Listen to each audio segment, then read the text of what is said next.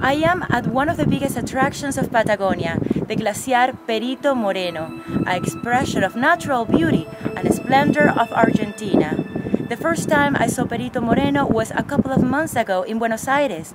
A friend showed me a photo and I was blown away. After that, I was determined to meet face to face with the glacier. My expectations were high, but I haven't been disappointed. Let's see what the fuss is all about. Located in the southwest of Santa Cruz province, Perito Moreno is one of the largest glaciers in the National Park Los Glaciares and in all South America. Until recently, it was quite difficult to reach Perito Moreno. However, now there is a brand new airport in the Patagonian town of El Calafate, which now makes the glacier accessible to all who wish to see it. And that's where my 20-hour Patagonian adventure begins. I have no plans, no hotel reservations. I just have Mauricio, a local driver who would become my host during this brief visit. With so little time and so much to see, there is no time to waste. Mauricio and I drive straight to Perito Moreno, passing through the town of El Calafate, named after the Patagonian plant with the same name. Hoy, con el aeropuerto acá, ha cambiado mucho. Today, with the new airport, the town has changed tremendously because it is easy to get there. It is only a 3-hour flight from Buenos Aires. El Calafate used to have 5,000 inhabitants. Now we are 20,000. This growth has happened in very little time. A well-paved road leads us to the glacier. The drive offers stunning views of the Argentinian lake or Lago Argentino. The barren landscape of Patagonia is mesmerizing. Condors are free and seem unafraid of human presence. The peacefulness of this isolated place, untouched by human hands, is inspiring. From dry mountains to green forest, which is passing moment, we grow closer to the glacier itself.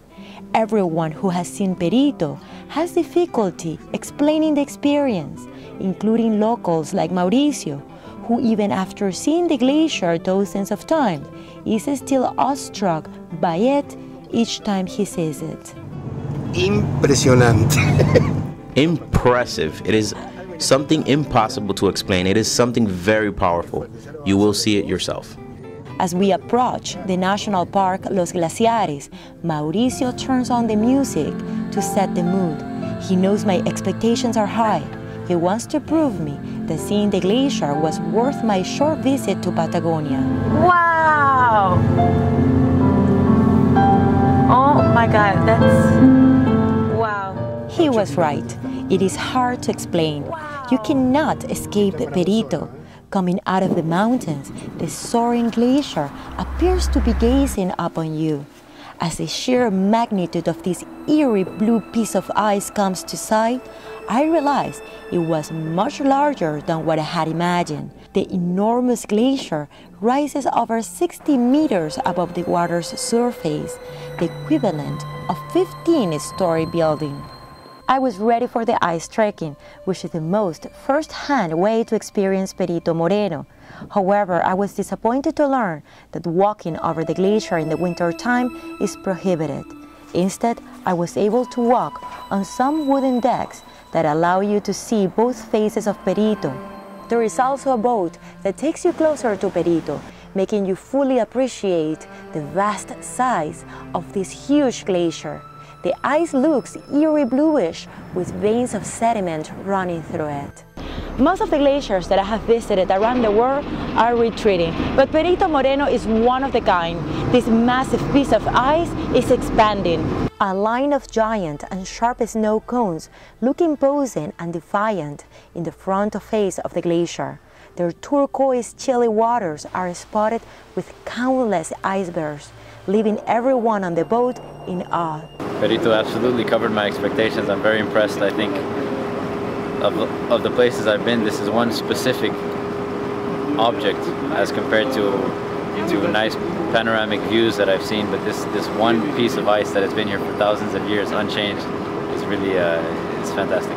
Actually, the glacier dates back 2 million years, which is passing day. The reputation of this natural wonder as a must-see continues to spread beyond the borders of Argentina. Perito Moreno is also known worldwide due to its spectacular process of fracture called la ruptura. The detachment of ice makes a huge splash and sound. Many people come here just to witness the phenomenon, but it is unpredictable. Mauricio has seen the ruptura 4 times.